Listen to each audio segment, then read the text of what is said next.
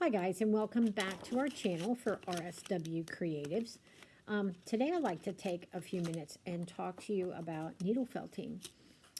Needle felting is something I started because after doing some spinning I ended up with leftover yarn and wool, and I wasn't enough to do anything with. So I came across needle felting, and it's like, why not? Why not try? It's already a material I already have, so why not give it a whirl? Well, I'm still needle felting. But if you're new to needle felting, there are some things that maybe people, I don't watch a ton of other people's, but I want to go over a few things that are really important for you to know when it comes to needle felting. First off is you need a felting surface. This is what is called a dense felting pad. It's about 2 inches thick. It is a type of foam, but it is very forgiving. Now, you can put a big hole in this if you're not careful. But I'm not a hard felter. I tend to felt shallow at first and then work my way into what I'm going to shape. And then you can get those in black, you get them in white. You can make your own felting pad. You can, if you have some burlap or a dense material, and then just make yourself a square and fill it with rice. Just don't let the rice get wet.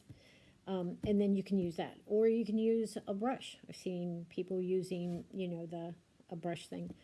Those all work. And as long as you can felt in, your needle doesn't stick in it all, permanently.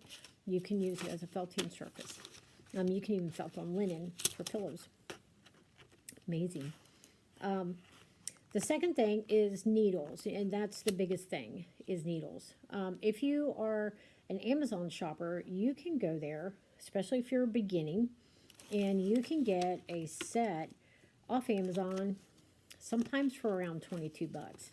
And they'll send you a small white felting square.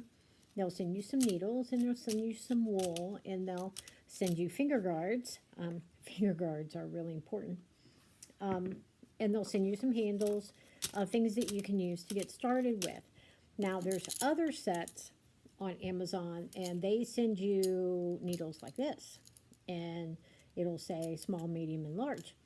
And that's all they tell you. Your small ones, if you got these, your small ones is more towards a finishing needle. When you are at the point where you just want to kind of clean up the flyaways and you want to get a little bit more detail in, the small is what you're going to use. If you're shaping and forming, if you're going to shape an eye socket or a cheekbone, and then your medium one is going to be a little bit coarser, and it'll give you more of a definition. There is a large tube that comes with that set, and that's a coarse needle. And those work really well if you're just starting to do your shaping.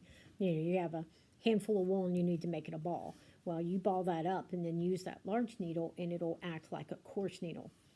Now, once you get into needle felting a little bit more, you're going to want to start being a little bit more particular about your needles. I get my needles and my core wool from Living Felt. No, I don't work there. But their supplies are fantastic. Their shipping's great. So I get their needles, and I buy them in packs. They come in these little plastic containers, and you get every needle they have. So, but with these needles on here, it'll tell you the blue triangle is coarse, and it's for hard, deep needle felting. Like there's a 36 triangle, which has a pink top, and it's coarse. There's 2 reverse needles, which you will use later on as you get into this more, to do fur. My favorite needle, I have to say, is the purple, which is a 40 spiral, and my spiral is over somewhere else. The 40 spiral is actually used for finishing, but I love using it all the time. There's fine work detail, but if you go to livingfelt.com's website, you can see all these needles, and you can get your kit. And when you buy the kit, they come taped to the back. See, like this is a green triangle needle. It's marked on the front and on the back is green triangle needles. And then you just keep them in your little case, and then you get out what you want, and voila. The other handy thing with needle felting is these little wooden handles. These things are divine, especially if you have a hard time holding, because felting needles are very small. If you can see that against me, there it is. They're really little. And if you have arthritis or you have a hard time holding tiny things, the wood handles work great. And how these work is you just pop this off, and then you put the head of the needle in the small end, and you put it back down in there.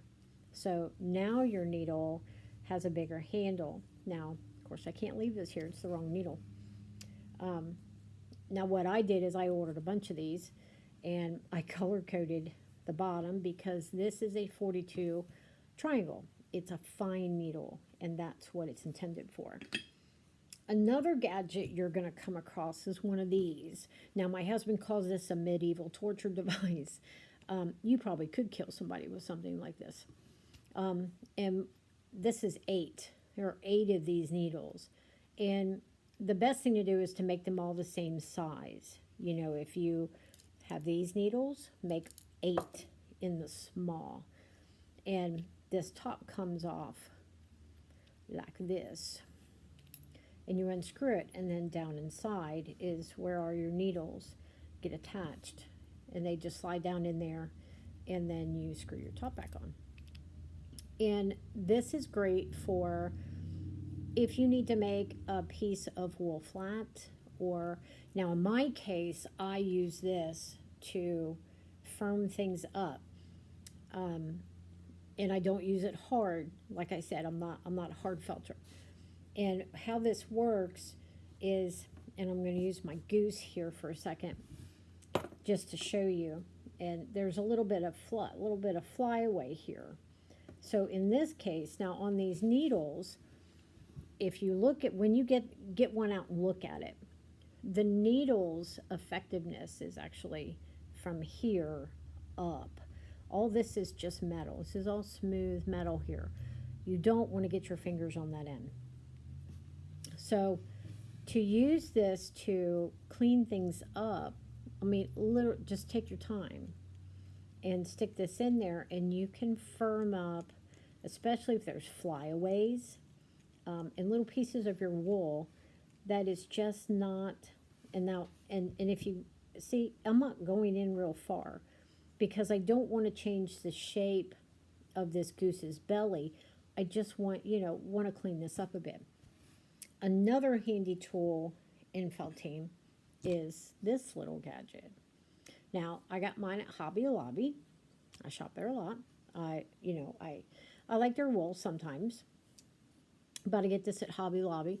It does have a lock to where you can lock this shut to where it does not open.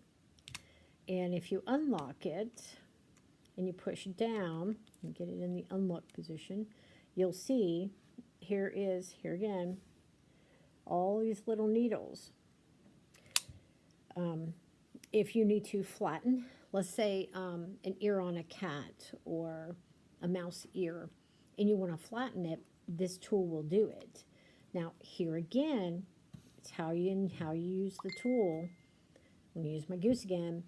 This tool can also be used to clean things up, but just like the other one, you don't want to push real hard because you don't want to flatten. It is a handy tool to have, and it's reasonably priced. Finger guards. If you buy a set from Amazon, you're going to get finger guards. If you're new to felting, I highly recommend you use finger guards. You can do a lot of damage to your fingers, to your hands. Especially like me, if you're diabetic, hey, it's a great way to test your sugar. When you draw blood, but you don't want to do that. So if you're new and you got finger guards in your set, whatever it is you bought, I do recommend that you use them. Most of the time you'll get a leather set. These are rubber, and they are efficient. They do save your fingers. If you hit them though, they do break your needle. So keep that in mind. Now, the main thing about needle felting is you have to have wool. So here again, Living Felt, it is my favorite place to get stuff. This is core wool. And this is it's a winter white, because I am currently working on a eagle armature, and I really didn't want his head to be creamy colored. I wanted white. So core wool is different from roving. Roving is wool that has been carded and put through drum carders and whatever the mechanism that company used, and it lines all the fibers in a row, which makes it easy to spin. Core wool, however, is not done that way. This is not lined up. It's like a mesh of wool, and this felts perfectly, and it is a fabulous product to use. Living Felt, you just go into under wool at the top tab, find MC1 Core. That's what this is, and it's great, and their prices are reasonable. And so you can get, I think you can get them in 1, 2, and 4 ounce on the core. But you'll have to get on their website and take a look. Now, when you get started felting, you're probably going to look at what you're felting, what you're making, and then you're going to see all this other new stuff. You're going to see all this stuff that other people are making. It can get a little overwhelming, and you might feel like you're not very good at this. Okay, so here's my advice. Keep going. Don't stop. Just keep doing it and keep learning. This is my Canadian goose, and he's getting ready to get mounted on a board, and then I've got I have some greenery, like almost like a cattail type, to put with him to make him look more goosey. But this is my Canadian goose. It's where I've shaped his feathers. I've got his tail and his wing. He has armature. He does have wire. See, he's looking at you. That's my goose. And before you put a comment that you can't do that, yes, you can, because I want to give you the best thing I can tell you is keep your first piece. Don't let it go. Don't give it away. Don't throw it away. Keep it, because after you have done felting for a while, you are able to go back and pull up the very first thing you ever made, and then you can put it side by side with what you've just done. Now, here again, here's my goose. But my very first piece was this.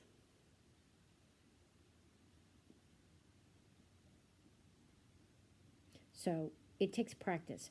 Needle felting is a patience craft. Take your time, stab slowly, watch what you're doing. When you're working with needles, the direction your needle is going is where the wool is going to go, because that's what it does. It takes the fibers and it knots it with the other fibers, and it becomes solid. So if you're stabbing straight down, your fiber is going to go straight down. If you're stabbing at an angle, it's going to go in at an angle. So just don't stop. Keep going. You can do this. Anyone can do this. You may not be able to do a goose. Maybe it's a face. Maybe it's a flower. Needle felting can lead you into wet felting. It can lead you into no felting. It might be where you make clothes out of wool. So needle felting can start you on a long journey. And as they say with weavers, it'll pull you down the rabbit hole. And once you start, it's hard to stop.